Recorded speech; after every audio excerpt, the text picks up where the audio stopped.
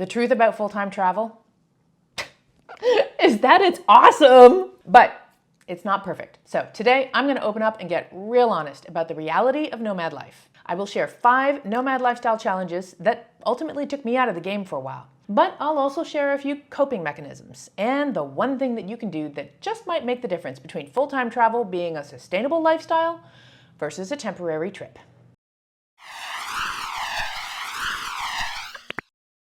I've been a digital nomad since 2007. For my first 12 years abroad, I was proverbially homeless with no real home base. I had a great time living around the world, but frankly, I made some mistakes in those 12 years that ultimately led me to a lifestyle burnout so extraordinary that I returned to Toronto, Canada to get a place to live. I thought maybe I was hanging up my traveling shoes for good. But as it happened, I simply started traveling in a different way. I met some other digital nomads who gave me some new tools and techniques that have developed in recent years that ultimately make this lifestyle a lot more sustainable. We're going to get into some of these today. So I still have my place in Toronto, but frankly, I'm almost never there. What this means is I've had it always. I've traveled full-time with no base, I've traveled long-term with a place to come back to, and I've done everything in between. My entire mission now is to help people design their lifestyles and arrange their affairs so they can travel long-term or full-time while working remotely. And I can't help anybody do this without getting super real about this lifestyle, good, bad, and everything in between. So today I'm sharing 5 ugly truths of full-time travel, along with some ways to deal with these nomad lifestyle challenges so they don't need to take you down. One of the most significant challenges of this lifestyle is the constant movement. This is also kind of what full-time travel is fundamentally all about, so it's tough to actually complain about it. But it's also important to understand that there will be times when it's difficult. Without a home base, you are constantly packing up everything you own, moving to a new place and settling in there for a bit before packing up everything again and moving to another new place and repeat the process. Continuously, always, forever, like it's never ending.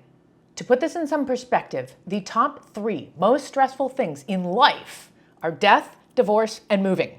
And with this lifestyle, you're moving all the time. The best way to manage the challenge of constantly moving is simply to do it less. Which is to say, if you feel like the pace of travel you're currently doing is getting to be too much, just adjust the pace. Slow down, stay a while longer, get your bearings, and then when you're ready, move on again.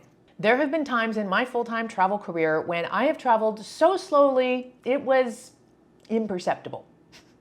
I set up home bases in various places around the world where I could just chill for as long as I liked. From there, I would take shorter trips to explore other places in the region. And often these short trips also serve the purpose of renewing my visa in places where that was possible to do that. Some of the places I did this were Australia, where I stayed on and off for about 18 months, New Zealand, on and off for about 9 months, Grenada in the Caribbean for 2 years, Peru also 2 years, and Ecuador, almost 9 months. This relates to another one of the top nomad lifestyle challenges, which is that most people totally underestimate how much work goes into research and travel planning. You gotta figure out what country you wanna go to, and then what city in that country, and then what neighborhood in that city will work best for you and be safe and accessible and have all the things that you want in a livable neighborhood. Then you gotta find a place to stay. Oh yeah, and then you gotta figure out how to get there from where you are, and you have to research and book all of your transportation. And if you're like me and you like to use frequent flyer miles to fly long haul and business class, for less than the price of economy, I might add, that also comes at the cost of a lot of time figuring out how to do it and then finding the right rewards flights. Even without the frequent flyer mile thing, this is all a monumental amount of work that most aspiring full-time travelers totally underestimate. It's literally like a job unto itself.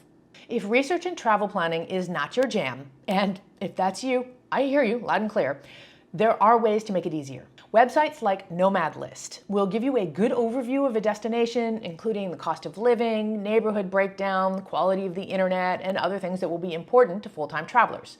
So this will help you choose your destination and also figure out where within that destination you want to stay. If that's all still a bit too much research and planning for you, and you want something that's a little more done for you, then you might want to check out COLIVING. COLIVING allows you to live and work alongside other remote workers. Generally speaking, everybody gets their own room, and then you all share common area spaces like living room, dining room, kitchen, etc. Also, because co-living is structured for remote workers, you can usually be assured that the internet speed is going to be good, and the location will be amenable for travelers, and there will be some kind of ergonomically friendly workspaces set up within the house. I have an article on my website featuring co-living spaces and other forms of accommodation around the world that are digital nomad friendly. I personally keep this resource updated regularly, and to be honest, it is the first thing that I use when I'm searching for accommodation myself. If this is still a bit too much work for your preference, I suggest you check out some of the co-living and co-working programs that exist. These are complete done-for-you programs that involve paying one fee that covers your accommodation in a co-living space of some sort, co-working membership, local amenities, a community coordinator who will help connect you with things to do in the local area, and more. Some of these programs are organized in 1-month segments, and it's up to you to get to and from the destination. Other programs, like Remote Year for example, have longer offerings that involve multiple months of co-living and co-working in various countries with the same group of people at a rate of 1 country per month. In addition to everything I mentioned earlier, your transportation between destinations is also covered. So really, all you have to do is pay one fee and show up. There's a link in the description to an article that I wrote on my website about co-living and co-working programs, so you can learn more and choose the best one for you. This year, I'm actually experiencing and experimenting with some of these co-living and co-working programs to see what it's like and to what extent it makes full-time travel more sustainable from a lifestyle perspective. So you can expect videos and other content in the future that will highlight my personal experiences with these programs. If that interests you, please do subscribe and stay tuned. All right, the next big ugly truth of full-time travel is that travel days are way more exhausting than you think. Long flights, layovers, and unexpected delays are certainly challenges that come with any kind of travel. On top of that, you may have to deal with jet lag and losing your routine for at least that travel day, and sometimes, often, a few days afterwards as well. I recently found myself coming back to my home base in Toronto at a time when it was still kind of winter. And I don't do winter. I grew up with it. I know what it is, and I know I don't like it. And one of the amazing things about the full-time travel lifestyle is that I don't need to be anywhere where there's winter if I don't want to be there. I didn't actually need to be in Toronto or even North America for that matter for another 6 weeks. And with this freedom to be wherever in the world I wanted to be, I thought, why am I here?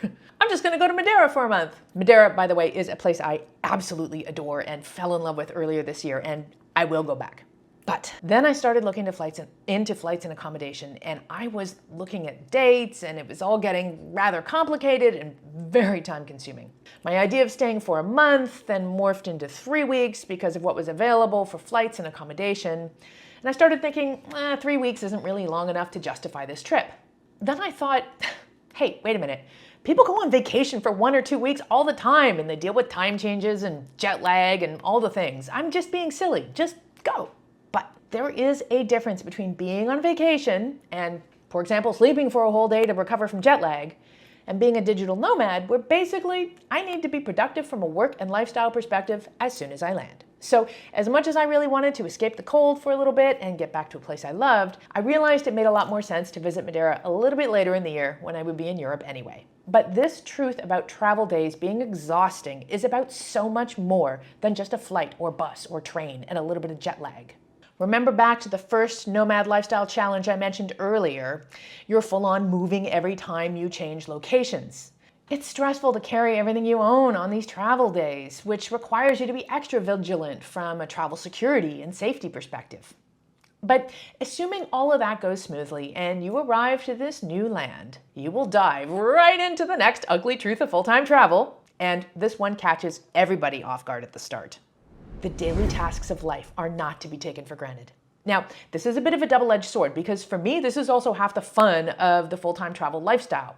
Learning how other people live and how in turn you can live in a new place is incredibly culturally revealing and enriching. But it takes time. Figuring out where the grocery store is, figuring out how to buy stuff, finding your favorite coffee shop, how do I do laundry, where do I get a SIM card, and how do I do all of this in a foreign language? Just figuring out how to survive is a thing. And as enjoyable as this task is, it is not only time-consuming, but it is also very mentally taxing and thus exhausting. And remember, as a digital nomad, you work full-time while traveling, so this is going to cut into either your work life or your travel experience or your personal life and health. This also means that while you adjust to a new location, your routine is going to be out of whack. A perfect example is if you like to work out, it might take you a few days to find a gym, or figure out where to buy a yoga mat so you can do your yoga at home, or figure out where to buy the right kind of yogurt for your daily breakfast, or where to get your favorite smoothies. This leads me right into the next reality of nomad life, which is that you may have to sacrifice certain personal comforts. The bed in your accommodation might not be so comfortable, and you're stuck with it for as long as you have the place booked for. The pillows can be all wrong, and you may have to go out and buy a new pillow. The kitchen may not have a good coffee maker, or the right pots and pans, or the smoothie maker that you wish you had. The shower might have terrible water pressure. The couch could be uncomfortable. You get the idea. When you live full-time in one place, you will likely curate all the things for that space that make it ideal for you. When you're on the road, you have to adapt to whatever you find. And depending on where you are, what you find will vary dramatically.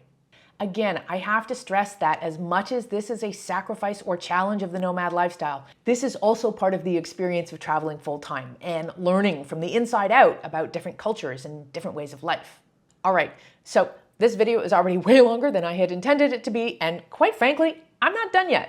There are other challenges to this lifestyle.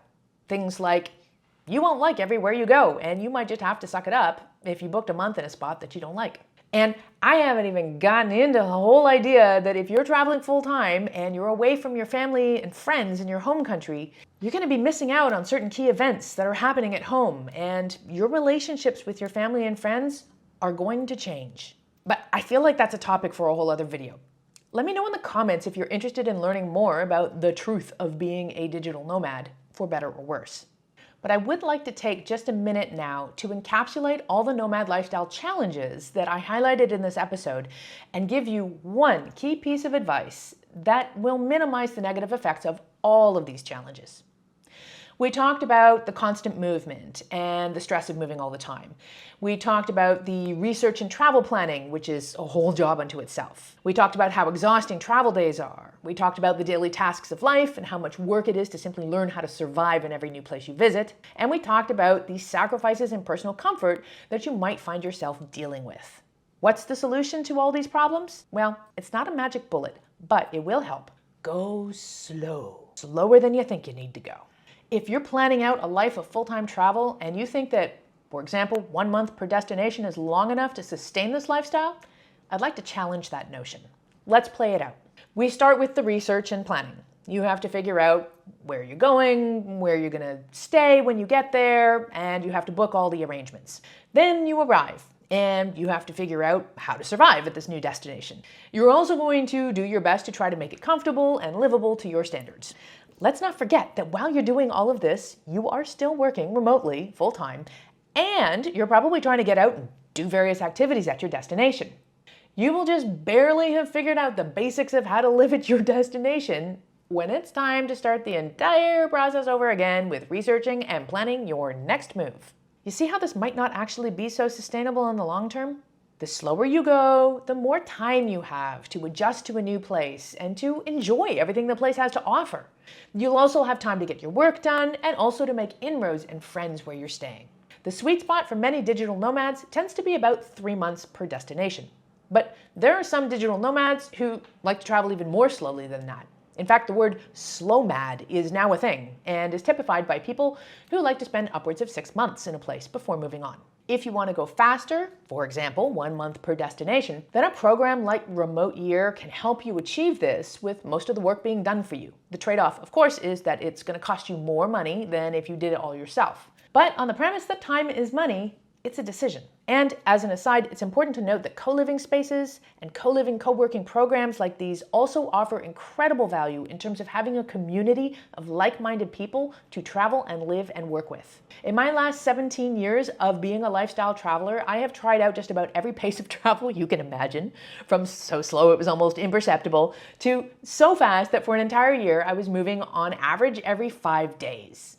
And to be honest, I learned there is no secret sauce. To this day, I sometimes travel fast and I sometimes travel slowly. The beauty of this lifestyle is that you get to call the shots all the time and in every way. If you don't like something about the life you've built yourself, it's up to you to change it. And as a full-time traveler, You have that freedom. Where are you at in your nomad journey? Have you hit the road already, or are you planning this lifestyle, or were you just curious when you saw the title of this video?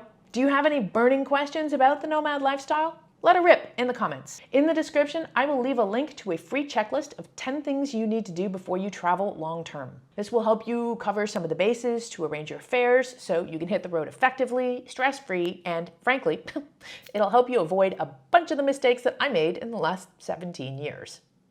In the meantime, I'm Nora Dunn, aka the Professional Hobo, and thank you for watching.